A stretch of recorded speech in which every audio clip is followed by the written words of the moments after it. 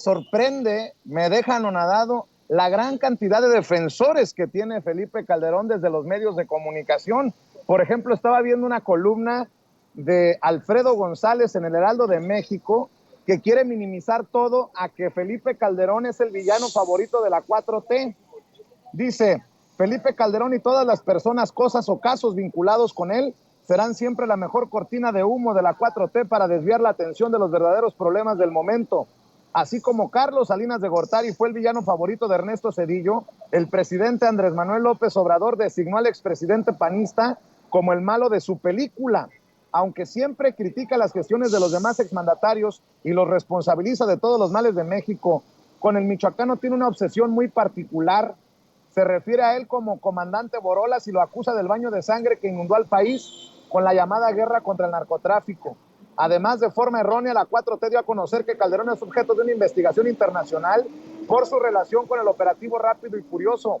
Más aún, el secretario de Gobernación, Adán Augusto López, dijo que él y su administración terminaron convertidos en traficantes de armas. Y se suelta en una que creo yo es una defensa de Felipe Calderón y de sus achichincles, pues me parece muy perversa, porque nada más sería cuestión de revisar los datos duros, como les llama el maestro Ricardo Sevilla, para entender que estas columnas son poco menos que basura. Bueno, esa es mi opinión, mi querido Paco Cruz. No, Vicente, mira, es decir, son periodistas muy a modo, simpatizantes del PAN, simpatizantes del PRI, que, bueno, pues mira, no hay que ir muy lejos, los datos ahí están. La guerra contra el narcotráfico no se la inventó López Obrador, no la inventamos nosotros. La guerra contra el narcotráfico la declaró en diciembre de 2006 Felipe Calderón Hinojosa en dos estados, Michoacán e Hidalgo, con decenas de acusaciones que no tenían ningún fundamento. Él fue el que nombró a Genaro García Luna sabiendo que era un criminal, ¿sí? ¿Por qué lo nombró? Pues porque finalmente Genaro García Luna fue el que lo impuso como presidente, recuerda. Genaro García Luna, por primera vez en la historia de este país, comandó un contingente élite, más de 2,000 elementos de la Marina que tomaron Palacio Legislativo, ¿sí? El Congreso de la Unión, que sesionaba en San Lázaro para imponer a Felipe Calderón. Él se autoimpuso la banda, él se autojuramenta, pero Genaro García Luna era un criminal desde los 11 años de edad. Él lo sabía. Él tenía todo, él les vendió ese proyecto policíaco. Entonces, mira, además, cuando termina el gobierno de Felipe Calderón, tiene un acuerdo confidencial con Enrique Peña Nieto, que ahora es público, un acuerdo para reservar todos los datos, todos, sobre la guerra contra el narcotráfico. Hay evidencias de sobra de que Genaro García Luna y su gente, su hermandad, su hermandad, porque era una hermandad que venía junta desde 89 en el CISEN, que se encargaba de negociar, sí, protegían al cártel de Sinaloa, de eso hay evidencia de sobra, pero además, pero además negociaban con todos los capos, y ellos se inventaron, desde la mente maestra criminal de García Luna, negociar con otros sectores que eran productivos, protegidos por el ejército, como el comercio de aguacate o la extorsión a los aguacateros, la exportación ilegal de acero a través del puerto Lázaro Cárdenas, y luego ellos arman a varios cárteles, pero en especial al cártel Jalisco Nueva Generación, para que pueda responder a una guerra. Sí, hay en esos periodistas una especie de olvido, de desmemoria de la historia, que es muy reciente. Los muertos están ahí. Mira, cada uno de nosotros pudo haber sido una víctima central de esa guerra, sin quererlo. Pero además, mira, hay 72 matanzas documentadas en el gobierno de Felipe Calderón. Y tenemos también las de Enrique Peña Nieto. Pero en el caso de Calderón, desde 2006 hay documentados crímenes de lesa humanidad y crímenes de guerra. Eso no lo estamos inventando, están documentados. Solo hay que ir a la Corte Penal Internacional o algunos organismos de derechos humanos en México para conocer que ya hay demandas contra Felipe Calderón en la Corte Penal Internacional. Entonces, no, hombre, el villano favorito con Salinas de Gortari. Mira, Guillermo González Calderón, y que me tocó entrevistarlo antes de que lo mataran en McAllen, era el superpolicía de Felipe, de Carlos Salinas de Gortari. Negociaba con todos los capos, con todos. Quería controlar el narcotráfico.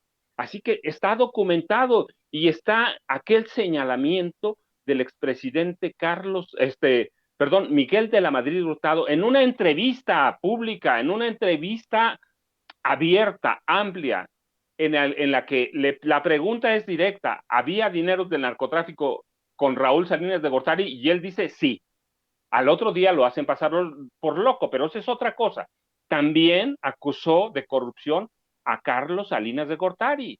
Sí, ya hay elementos suficientes, como había elementos suficientes para involucrar al sexenio de López Portillo en la guerra contra el narcotráfico y el control de los narcotraficantes desde la policía de la Ciudad de México, que tenía jurisdicción prácticamente en todo el país.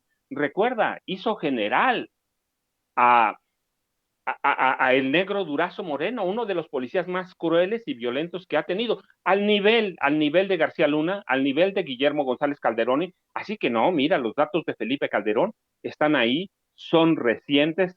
Él puso en marcha la escalada de violencia contra los narcotraficantes, pero que fue una farsa, que fue un cuento que se inventó. ¿Para qué? Para controlar el narcotráfico, no solo el narcotráfico, para controlar el crimen organizado.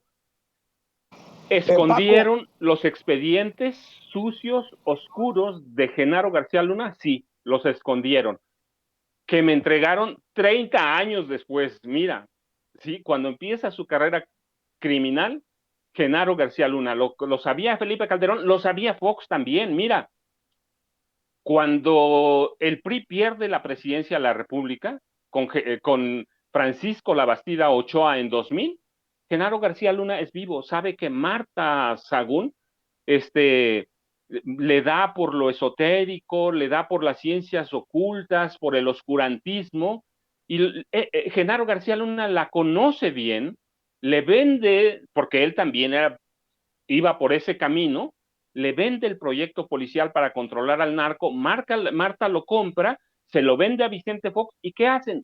Le crean la Agencia Federal de Investigaciones, pero nadie dice nada en este país. ¿Por qué? Porque la prensa y prácticamente la mayoría de los medios y de los periodistas y los dueños de los periódicos, pues estaba comprado. Pues nunca se iba a saber, pero hay documentación, ya hay libros, hay todo. Solo hay que echarse, Vicente, un clavado a la información, hay que estudiar el pasado. Pero, bueno, pues mira, tenemos a periodistas como este que están defendiendo al régimen, ¿sí? Pero muchos, Vicente, recuerda, ¿cuánto dinero les dio el gobierno federal? No solo a los dueños de los periódicos, que esa es una parte, ¿sí? Nada más hay que recordar que hubo un grupo de periodistas que iba o estaba encaminado a lanzar la candidatura presidencial de Genaro García Luna, con dinero desde la presidencia de la República a través de Televisa.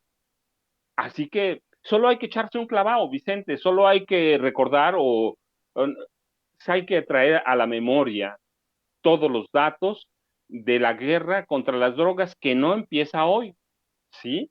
Y que el control del narcotráfico lo podemos seguir bien. Mira, Miguel Alemán, a través de los decimos con nombre y apellido: Coronel Carlos I. Serrano, presidente del Senado; Carlos Salinas de Gortari, Raúl Salinas de Gortari, Guillermo González Calderoni; José López Portillo, Arturo el Negro Durazo, Miguel Nazararo, y tenemos a Felipe Calderón con Genaro García Luna, Luis Cárdenas Palomino y toda la playa de camaradas, hermanos, porque era una hermandad criminal que venía desde 1989 en el CISEN, Vicente. oye Paco,